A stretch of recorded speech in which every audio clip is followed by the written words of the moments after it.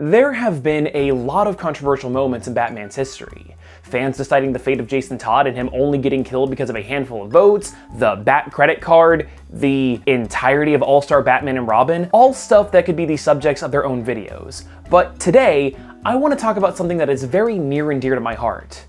DC won't let Batman go down on Catwoman. Yup, this video is definitely going to get demonetized. Okay, so if you are somehow out of the loop on this, then what exactly am I talking about? Well, in an article on Variety, the two co-creators of the excellent Harley Quinn animated series, Justin Halpern and Patrick Schumacher, mentioned that there was a brief scene of Batman going down on Catwoman. DC instantly nixed that, saying that, quote, "Heroes don't do that." Well, then I guess I'm not a hero. Okay, so there is a lot that I have to say on this subject, but because this video sure as hell isn't going to get monetized, I reached out to a very appropriate sponsor for today's video, Manscaped.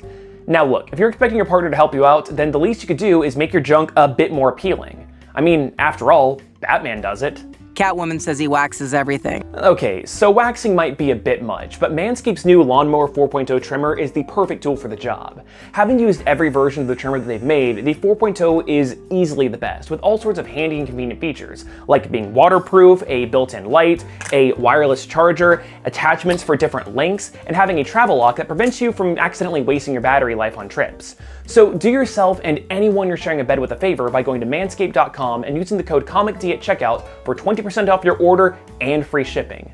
So once again, thank you very much Manscaped for ensuring that I'll be making at least some money off of this video, but now let's get back to it. So the main reason why DC didn't allow Batman to eat out Catwoman in the Harley Quinn series was because they sell consumer toys of heroes. So a few things there. One, DC doesn't currently make toys based on the Harley Quinn series, which is a real shame because the designs are great, especially Poison Ivy's. So DC must be referring to more general toys out there. And that is weird on so many levels. Like, if they're upset that parents might not want to buy their kids a Batman action figure because they saw him muff diving, then why are those parents letting them watch an R-rated cartoon in the first place? Are they worried that adult toy collectors are going to be offended? I mean, I've personally been out of the action figure collecting game for years, but I don't think that I've ever made a purchase based on the sex acts that a character performs. But yeah, I wouldn't be surprised if the only hair between Princess Peach's legs was Mario's mustache. But also, it's not like Batman's celibate. Outside of Nightwing, he is probably the character of the DC that gets around the most. Like when I did a video covering all of Batman's girlfriends in the comics, it was over 20 minutes long. Plus, he and Catwoman have hooked up on many an occasion, and it doesn't matter when or where it is, they'll go at it. Like, guys, do you have to have sex on top of a roof? It's disgusting up there. Still though, if Batman is a canonically selfish lover, then it's no wonder that Catwoman left him at the altar. Also, let's not forget about how DC added a gratuitous sex scene between Batman and Batgirl in the movie adaptation of the iconic Killing Joke story. So what, abusing the power dynamic between a dude and his stepson's ex-girlfriend is something that heroes can do, but munching carpet isn't?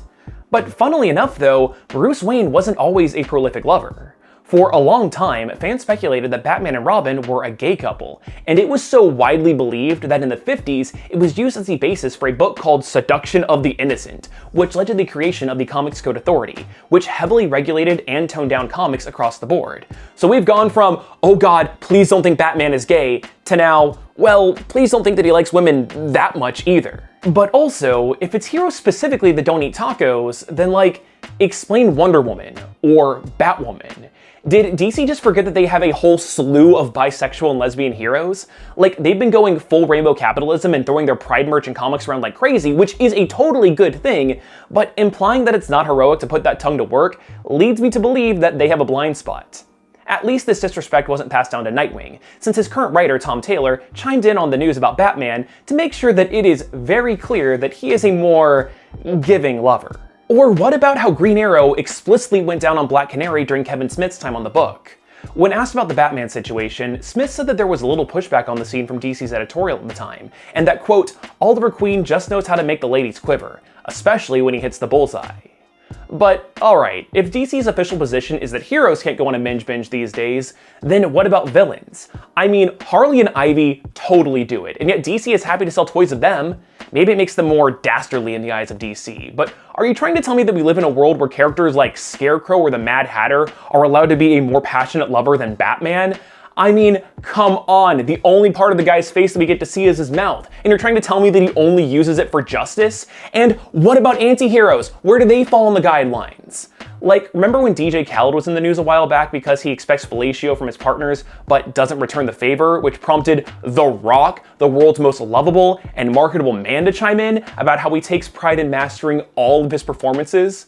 So what, is DC going to pull all the Black Adam toys off the shelves now? But you know what? This isn't even the first time that DC has been so prudish with sexual stuff in their properties. For example, when writing his legendary series The Sandman, Neil Gaiman wasn't allowed to mention masturbation, saying, quote, "It was explained to me that people do not masturbate in the DC universe." Actually, that explains a lot. That's probably why the characters all dress in tight costumes and go around thumping the shit out of each other. Now, granted, this quote was in response to a statement about how the word masturbate was censored in The Sandman, and it's likely that Gaiman was just taking that and taking the joke further.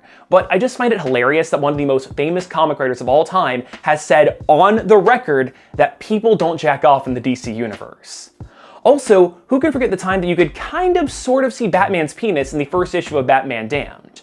Once DC caught wind of this, they censored it in future printings, because God forbid that we get to see a little bit of bat pipe. And don't try to tell me that that's because it would affect action figure sales. Dr. Manhattan's radioactive rod was all over the Watchmen comic and movie, and they have no problem selling toys of him. Now, I have been giving DC a really hard time, but I should also throw some of that shade over at Marvel, because they are also preventing their characters from speaking Parseltongue. One of the most infamous scenes in all of comic history is this one, where Hank Pym uses his powers to shrink down and go to town on his ex-wife, Janet.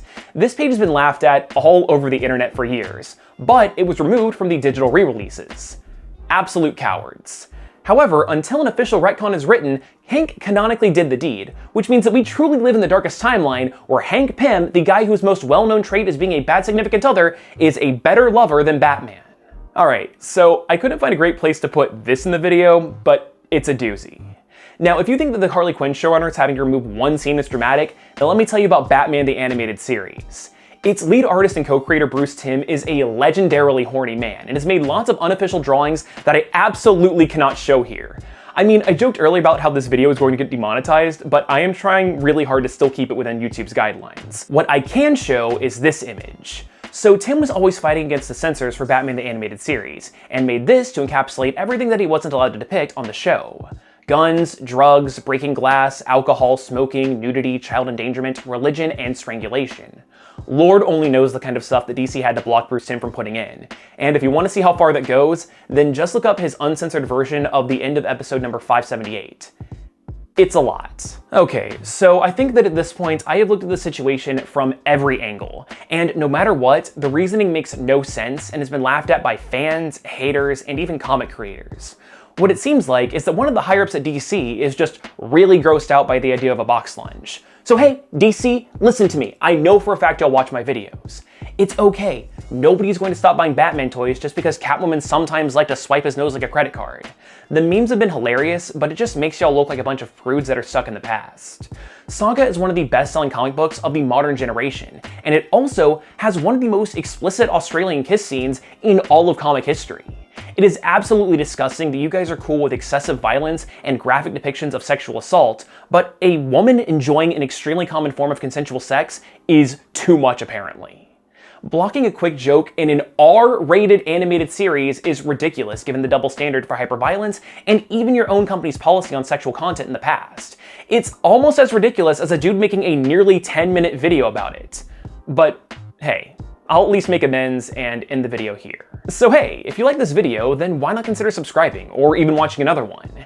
And if you're interested in the love life of Batman, then maybe consider checking out the video that I did on all of his girlfriends. It is one of the most in-depth videos that I've ever made, and I am insanely proud of it. So if that sounds neat, then I would love for you to check it out. But anyway, I hope you learned at least a little something new, and hopefully, I'll see you next time.